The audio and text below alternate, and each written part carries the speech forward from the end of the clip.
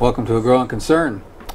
When Ralph Nader was here during one of his 2 runs for president, either 96, 2000, somewhere there, he opened my eyes to a lot of things. He had an incredible bunch of information about, he was kind of on the inside of a lot of things without being an insider.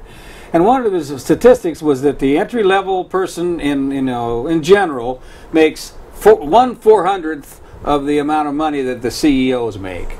So CEOs are getting 400 times the amount of money that the entry level. And that has been bandied back and forth for some time now. I've heard 250, I've heard 800. You start factoring in these large bonuses and things like that, who knows, it may go to 800. But anyway, we're probably never going to get them to come down, at least not legislatively. So we're trying to raise the minimum wage and pass some of that around to folks and give folks a living wage. In order to do that, we're going to do a power half hour with my friend Jamie Partridge here, who's involved with a lot of social justice issues, and he's going to talk a little bit about a campaign called 15 Now. There's been $15 an hour in Seattle, San Francisco, and I believe LA as well. And we're going to talk about they're trying to get that in Portland, and there's a lot of dynamics to that campaign, and Jamie's going to talk about that now. Welcome to the program, Jamie. Thank you, Jim. All right. Yeah, this has been a really exciting issue that has really energized working class people. Low-wage workers across the country know about the fight for 15. It started a couple of years ago with these fast food strikers in New York City. Went out for 15 and a union, right? Yeah. And people thought, 15, that's a dream, And then it happened in Chicago, and it happened in Detroit, and it happened in St. Louis, and last September 4th. In 150 cities, fast food strikers went out. Thousands of people went out on strike. It made corporate news. And they were joined by home care workers, and they said, we want 15 and a union.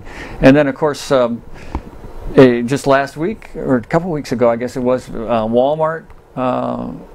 Walmart workers sat down in one of the stores in LA and demanded 15, and they're going to go out strikes all over the country on Black Friday on the 28th of November. That's just a week from today. It'll be at the, and they'll again fight for 15 and a union, and even the federal contract workers. Obama gave them a $10.10 minimum wage, and they said thank you very much, but we need 15 and a union. And they went on a one-day strike, including workers at the Capitol for the first time ever went on strike last Thursday. So it's a movement that's sweeping the nation, and we've got some victories, and that's what's really energized folks and captured the imagination of working class people is first SeaTac, which is a small town where the SeaTac airport is in Washington.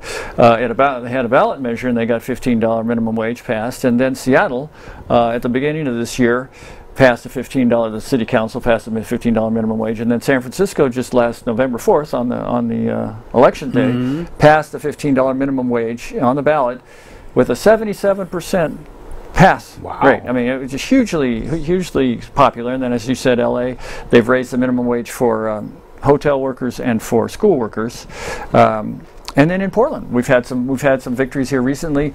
The Multnomah County workers won a $15 minimum wage in their contract negotiations with the help of our 15 Now chapter, and the seasonal park rangers at the city have just won a $15 minimum wage, and the Home Forward workers, which is the formerly Housing Authority workers, just won a minimum $15. So we're seeing victories. We're seeing it's actually a realistic goal, and we're trying to get $15 minimum wage in Portland and in Oregon.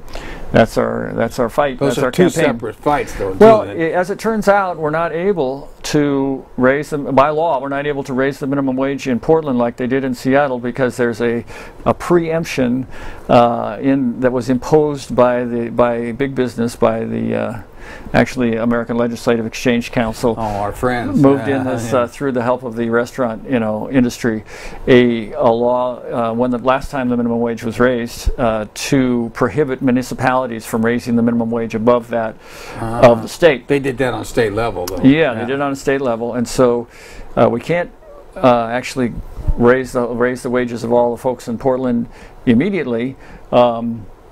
So we're going to the state legislature in January to try to get a bill passed to eliminate that preemption. We're also going with a bill calling for a $15 minimum wage for the state. But we're also working in Portland to get the city to raise the wages for city workers, that work directly for the city. You can do that piecemeal. You just can't do it all and at also once. For contract workers, for folks who work for companies that contract with the city, like the janitors, security guards, parking lot attendants, civic stadium workers, those folks. And we've already had a community hearing where we had over 100 people, the affected workers, these contracted workers, and low-wage workers and their allies, testified to representatives from Commissioner Salzman and the mayor's office about how the minimum wage, or even the what's called the fair wage. There's a fair wage policy in the city of Portland now for the contractor workers, which is $10.38 an hour, which is just not a living wage. I mean, it's not enough to pay the rent and all the bills. No, it's even for a single person. $1,600 a month won't do it. Yeah. That's not even that's not take home though. Oh, right. At $10 an hour, it's $400 a week. That's not going to make it. So our contention is that people who work shouldn't have to live in poverty, and that's our basic theme, and that the city of Portland shouldn't be paying poverty wages to the workers that are under its jurisdiction. Especially since I don't know the figures, but I know that the administrators and all those folks that are on, the payroll of the Portland public schools, and all the administrators and all the bureaucracies are making, I don't know, it's salaries, so I don't know what they make per hour, but it's multiples of that $15 an hour. Yeah, and well, inequality of income is the big issue that is really it's in the forefront. I mean, certainly the Occupy movement brought it forward that those folks on the top are just raking in the profits, raking in the income, and workers' wages have stagnated or actually declined, over the last decade. Well, compared to the 70s, it certainly has. Yeah, and if the minimum wage had kept up with productivity, that is the amount of wealth that's being created by workers, if it had been distributed as it should be, as it has been in the 50s and 60s, the minimum wage would be $22 an hour right now. And that's not just a supposition. That is provable by economic theories and Sure. What has actually happened since then. And then, of course, the studies by groups like the Alliance for a Just Economy, by the National Low Income Housing Coalition, and a study by University of Washington School of Social Work, the self-sufficiency standard, all show that at least $15 or $16 an hour is needed for a full-time single person to have a living wage without having to rely on government subsidies, like food stamps or Section 8 housing or Medicaid. That's in Oregon and certainly other places. So. Well, I know that's one of the biggest complaints about the Walmart. The top 5 of the top 10 rich people in this country are Waltons, and on top of that, a lot of the people, I can't say most, I don't know the figures, but a lot of the folks that work for Walmart get food stamps and different. So the citizens of this country are bearing the burden for the fact that then Walmart won't pay them a fair wage. Right. And that's just Walmart. I'm sure there's a lot of other. So we're actually subsidizing Walmart their low wages by taxpayers paying for the medical care and the housing or the food for the Walmart workers. And what we're trying to do is shift that burden off the taxpayers and onto the corporations who are making huge. I mean, what did Walmart make? $16 billion profit last year. Yeah, huge profits. I wonder how much of that went into the Waltons' pocket. Apparently quite a bit. Quite a bit, yes, quite a bit. Right, and how much money do they need? Right.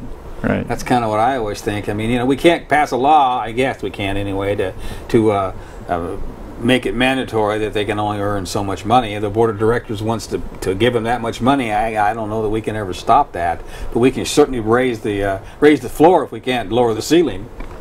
Yeah, and it'll certainly help everyone in our community. When folks have money in their pocket to spend, they will spend it. It helps. You know, when the Waltons get a bunch of money, they stash it in their Swiss bank account, or they invest it in China or whatever. But when local people, especially low-wage workers, get a raise, they spend it immediately in the local economy, and so it helps local businesses. And with Christmas coming up, can imagine what the stores would be doing if folks had money. You know, that's the big thing they talk about. Oh, people are spending money, and that's after Christmas is over. They talk about how much it was and how much they spent online and all that. Well, you know, it would probably go up by quite a percent if people had money to spend. Yeah, a lot of people go into debt because of it. It'd be nice if they didn't have to go into debt. Yeah, yeah, and of course, one of the things that a lot of low-wage workers are facing is student debt. As we know, over the past couple decades, the cost of higher education has been shifted from the taxpayer onto the student, and so people come out of school with, you know, $20,000, $30,000, $40,000 debt, and they end up in these low-wage jobs because that's where the economy is. I mean, the percentage of jobs that are low wage coming out of this recession, the great crash of 2007, 2008, about 70%. 70% of the jobs created are low wage jobs, and you know, when you look at this low wage workforce, this minimum wage workforce, it used to be I mean, probably was never this way, but the common perception was that minimum wage workers are, you know, teenagers, people that are working after school, you know, and that they get an education and you get a better job. But now minimum wage workers are about 80% of them are over the age of 20, and you know, a good majority of them are in their 30s, and 25% of them are parents. I mean, these are people that are trying to raise families on minimum wage. Sure. Well, I think that some of these gray-haired folks that you see bussing tables in McDonald's would be glad to hear that they're really still teenagers, because there's a lot of them out there, or standing at the door at Walmart. They're still teenagers, I guess. Yeah. You know, that's just not the case, and it was probably more so the case in the past than it is now. But it was never you know, a completely general situation ever. Yeah. I can remember when my first jobs were $1.50 an hour. $8 a day take home, and it's gone up to say 7, 8 times since then, probably less. Not the number of times it was voted, but 8 times $1.50 an hour would be 12, so it's probably not even that, 7 times. And but I know a loaf of bread probably cost more than 7 times than it did there. Gas was 19 cents. A pack of cigarettes was a quarter. Yeah. So, you know, I don't know what in the economics creates a ceiling for that, but things just can't keep going like that, especially when the wages are so flat. Yeah, and the federal poverty line is really skewed. It's only based on the cost of food. It doesn't take into consideration for example, in places like Portland, where we've had a 6% increase in rent every year. You know, the cost of housing is just skyrocketing in this town, and that's why one of the slogans of our campaign is "The rent won't wait." You know, the rent's too damn high. You know, raise the wages. Of course, we'd love to also see rent control, but that's another campaign. Yeah, heading in the same direction. Yeah, yeah. But yeah, and then of course there's the student debt, which it doesn't factor at all in the federal poverty line, or medical expenses. Those don't factor in. It's just the food. So when the federal government or you know, Obama says, well, we need to raise the minimum wage to $10.10 an hour so that people are above the federal poverty line, well, people can't live on $10.10 an hour. It's we're almost there already in this state. Yeah, but there are states that are like $7 an hour, I think. Right. That the federal minimum wage is $7.25 an hour. Yeah, yeah. So we're you know, we're fighting for a significant bump up. You know, right now the minimum wage in Oregon is $9.10 an hour. It'll bump up to $9.25 in January 1st. But we want a significant raise in the minimum wage that'll really boost people's living standards, so that a lot of people will actually not have to depend on these safety net programs like food stamps, like Section 8 housing, like Medicaid. And in fact, the burden will be shifted off taxpayers and onto the corporations who can certainly afford to pay and bring, actually raise people out of poverty. Well, I know that it was Rachel Maddow or one of those MSNBC folks who was showing the states, and I didn't get a chance to go online to see the states that passed a raising of a minimum wage, and it was like 77%, 60-some% of the people who voted for it. That's right. So it's what people want. Obviously, people, a lot of people are minimum wage, and apparently they're starting to vote now, and it's something that people want. And it's going to only be a matter of time till. Is this just a left coast thing that is doing? Oh no! In fact, I mean, as far as the 15.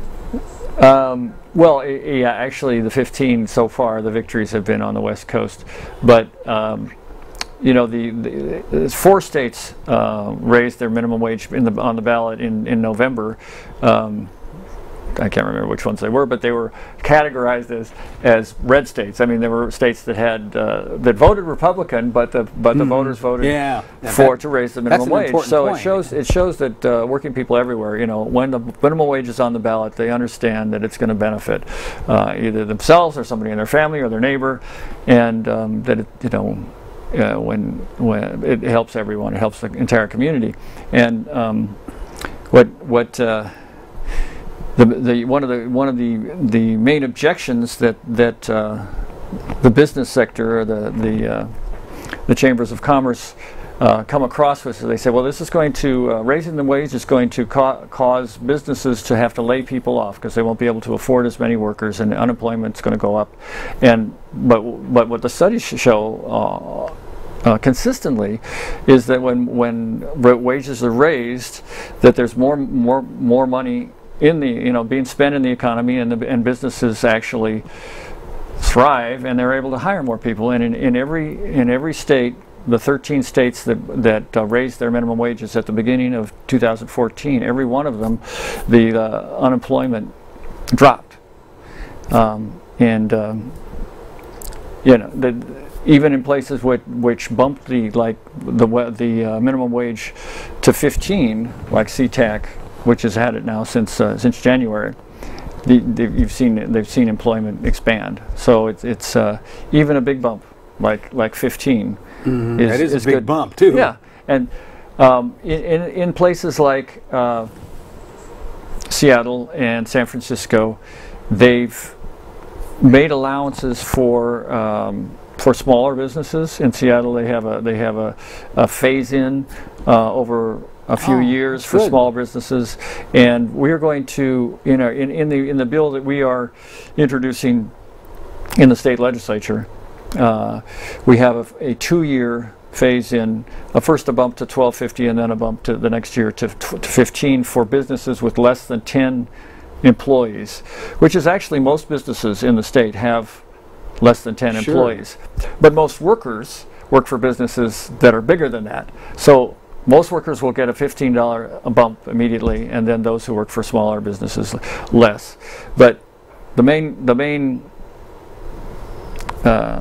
initiative is to bring workers out of poverty, and whether they work for a small business or a big business, they deserve to have a living wage. Sure. No, it occurs to me that even folks that are like for these corporations that keep them at 20 hours or something, so they don't have to give them all these benefits or whatever. But if you're making $15 an hour and you've been making 8, 7, you're getting almost double. So you're making what some of the folks now that are making $8 an hour that are working full time. You'll be getting what they're getting while working part time. Yeah, so it's really going to be a bump up for even folks that are part time going to school, as you say, or whatever. Right, and then the scheduling is a major problem with especially low wage workers, and a lot of these.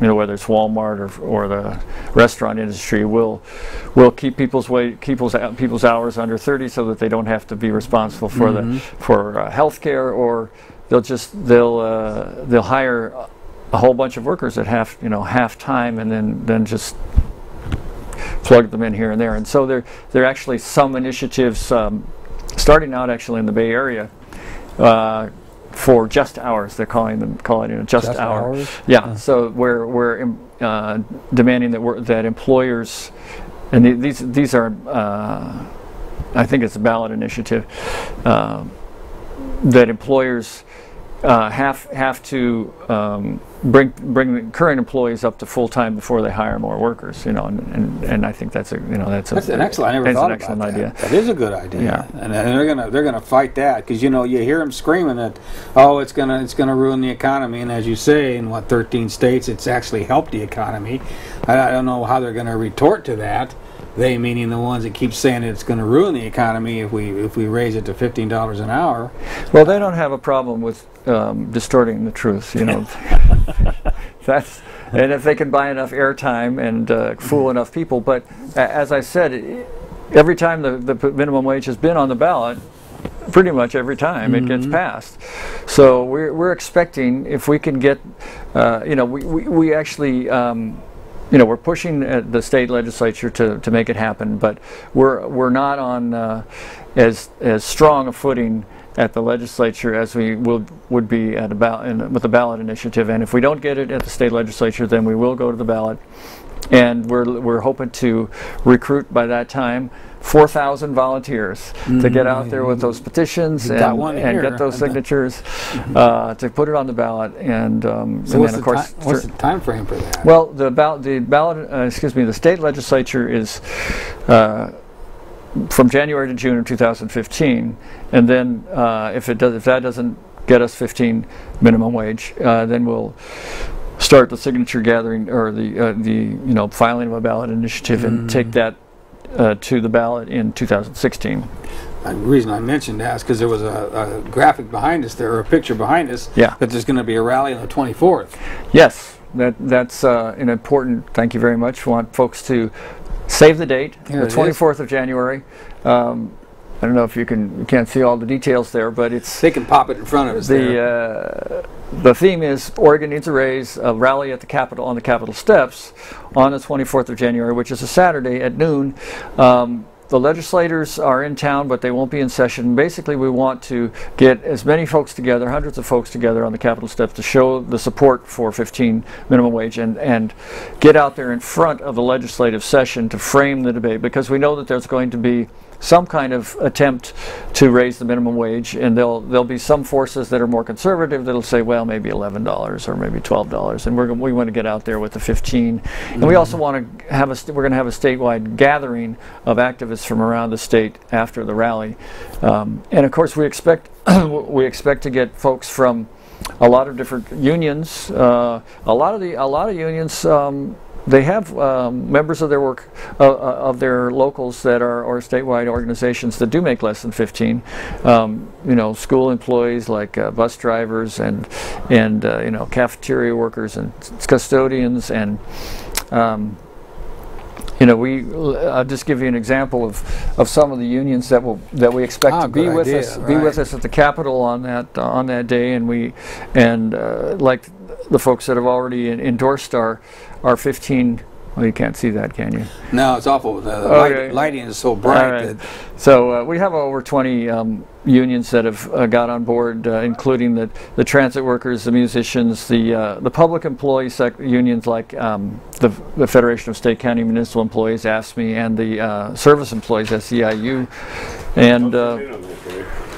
Of course, my union. Going to zoom in on it for us. Okay, my union, the letter carriers, and we've got Oregon school employees, the communication workers, the American Federation of Teachers, the electrical workers, Longshore, the nurses, the Teamsters. All those folks are getting on board, because they understand that even where their members are making more than 15, that lifting the entire working class is going to also bump up their wages, because there's if more skilled workers or more experienced workers are making 15 now, And then people coming off the street can make 15. Well, then bump that up. You know, why would they stay at a harder job where they can just, you know, get an easier job at 15? Of course, the employer's going to have to bump their wages up too. Mm-hmm. And so the rising tide, as they say,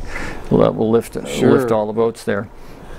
I recently was hearing something about some of the you know, the more menial tasks at the White House are not making, you know, $10 an hour even. Right. And they're pushing for that. And it would seem to me when you're living in Camelot, working in Camelot, you should probably make a little more money than because you know, just like San Francisco and any big city, the cost of living is much higher than here, and it's high here. Yeah, much higher. I also wanted to encourage folks to visit our website, 15nowpdx.org. I see you've got that up on the screen. That's great. And that'll give you a sense of what we've been doing, what we've been up to. We had as I said, we had a community hearing recently. We also had a gathering of folks from unions in the area to find out about how they did it in Seattle and in San Francisco. We had speakers come up from San Francisco and down from Seattle to talk about how they built a coalition and how they were able to counter the you know, the arguments of the business sector, and how they got out on the, you know, they did a lot of petitioning, they did a lot of actually workplace, you know, organizing at low wage workplaces, and a lot of rallies and door knocking. You know what you need to do to build the movement, and of course that's what we're trying to do and learn from. Well, you know, there was like, I don't know how many people are in the Bay Area. There's probably as many people in the Bay Area as there is in this whole state. Yeah, well, that's true. You know, with 3.5 million in this state, and just San Francisco itself is 100,000.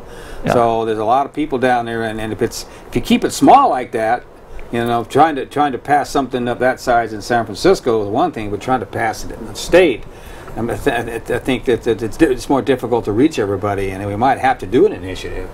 We might, and one of the ways that we're doing that, of course, is through these different statewide organizations, the unions, but also groups like the Rural Organizing Project, which is statewide.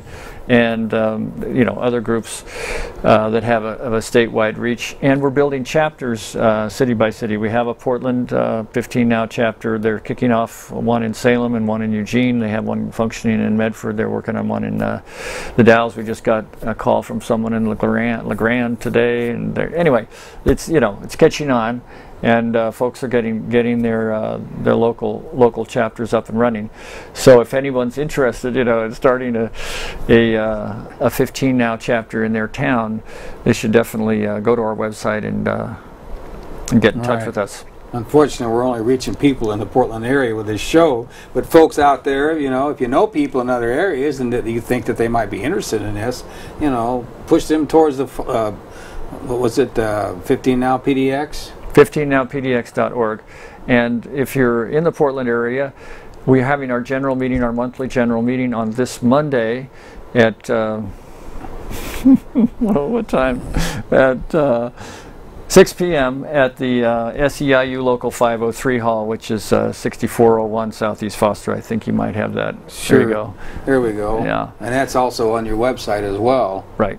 So, well, you had a lot of paper here in front of you. Have we covered most of it? I did. Is there anything else you want to talk about? Thank you very much. No, I really appreciate the opportunity, and I've been wanting to talk about this for a while. It's important, and it's important to talk about raising the minimum wage in general. You know, other than this particular move to do it to $15 an hour, because it's an economic issue that it cuts right to the heart of when the unions got started years ago, that they weren't making enough money to get by. Absolutely. So unions got kicked off, and now they're, you know, going the other direction.